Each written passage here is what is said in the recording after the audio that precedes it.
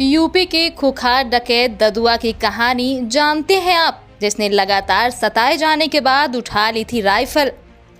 90 के दशक में बुंदेलखंड में दस्यु सरगना शिव कुमार उर्फ ददुआ खौफ और आतंक का पर्याय बन चुका था। चित्रकूट के रैपुरा थाना क्षेत्र के देवकली गांव में पैदा हुआ ददुआ राम प्यारे पटेल का बड़ा बेटा था, जिसके पिता की हत्या दबंगों द्वारा की गई थी और उसके बाद 1975 में भैंस चोरी के झूठे मुकदमे में उसे फंसाया गया था। तब उसने पिता की हत्या का बदला लेने के लिए बंदूक थाम ली और बागी हो गया। अनिल सिंह बादा बुंदेलखंड का पाठा, जिस क्षेत्र में पानी की कमी हो कहा जाने वाला चित्रकूट का जंगल 70 के दशक से लेकर 2018 तक डकैतों की बंदूक की गोलियों की आवाज से गूंजता रहता था। इस जंगल में पुलिस भी जाने में कतराती थी।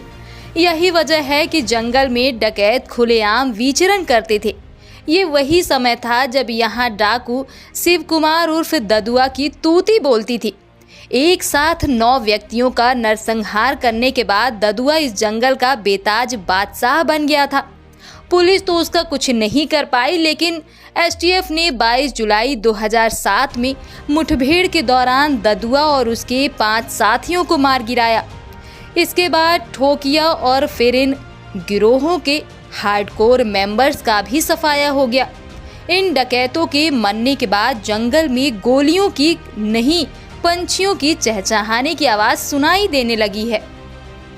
सन 1970 से लेकर 2018 तक बुंदेलखंड क्षेत्र में गया कुर्मी, राजा रगौली, शिव कुमार पटेल उर्फ ददुआ, सूरजभान गैंग, रंपा उर्फ रामपाल, अंबिका पटेल उर्फ ठोकिया, गुड्डा उर्फ मैयादीन पटेल, सदाशिव उर्फ फौजी, खरदूसड़, जगतपाल पासी, बुद्धा नाई नथुवा, संतोषा यादव, धर्मा यादव, चुनुवा कहार, कलुआ दलित, हनुमान कुर्मी, राजेंद्र गोसाई, मतौला, तिजोला, रजवा, रामकरण काची, रामकरण, आरख, कोदा काची, दिनेश कोल जैसे सैकड़ों लोगों ने बीहड़ का रास्ता अपनाया और खौफ का पर्याय बन गए। 90 के दशक में बुंदेलखंड में दस्यु सरगना शिव कुमार उर्फ ददुआ खौफ और आतंक का पर्याय बन चुका था। चित्रकूट के रैपुरा थाना क्षेत्र के देवकली गांव में पैदा हुआ ददुआ राम प्यारे पटेल का बड़ा बेटा था, जिसके पिता की हत्या दबंगों द्वारा की गई थी और उसके बाद 1975 में भैंस चोरी के झूठे मुकदमे में उसे फंसाया गया था। तब उसने पिता की हत्या का बदला लेने के लिए बंदूक थाम ली और बागी हो गया। 2 दशक तक ददुआ के नाम पर लोग कांपते थे। मध्य प्रदेश और उत्तर प्रदेश में अलग अलग थानों में उसके खिलाफ 241 आपराधिक मामले दर्ज हुए। ददुआ की सल्तनत दोनों राज्यों में कायम थी। वह राजनीति में दखल देने लगा। उसके दरबार में जो भी नेता हाजिरी लगाता था वह सांसद विधायक बन जाता था। 2 दशक तक उसका आशीर्वाद पाकर ही बांदा, चित्रकूट, इलाहाबाद, सतना, छतरपुर, पन्ना में जनप्रतिनिधि चुने जाते रहे।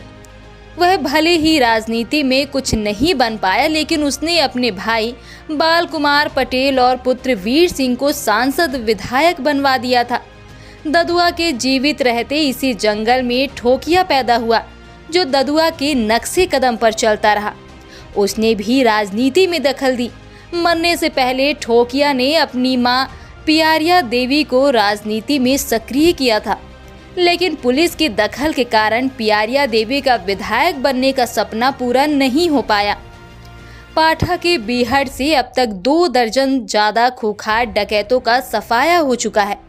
इनमें ददुआ, ठोकिया, रागिया, बलखड़िया, घनश्याम केवट, शंकर केवट, राजू कोल, चेलवा कोल, अंगद, बबूली कोल जैसे बड़े और खूंखार डकैतों से लेकर गिरोहों के हार्डकोर मेंबर तक शामिल हैं। इन डकैतों में कई का नाम सुनकर पाठा की रूह कांप जाती थी। इनमें सबसे प्रमुख नाम डकैत गोरी यादव का था, जिसका भी खात्मा हो गया। बुंदेलखंड के चित्रकूट का पाठा क्षेत्र भौगोलिक रूप से डकैतों के लिए हमेशा सुरक्षित ठिकाना रहा है। चारों ओर पहाड़ी और घना जंगल होने के कारण यहाँ आज तक पुलिस किसी भी खूंखार डकैत को नहीं मार पाई। जब जब बड़ी मुठभेड़ हुई तब तब एसटीएफ को लाया गया था।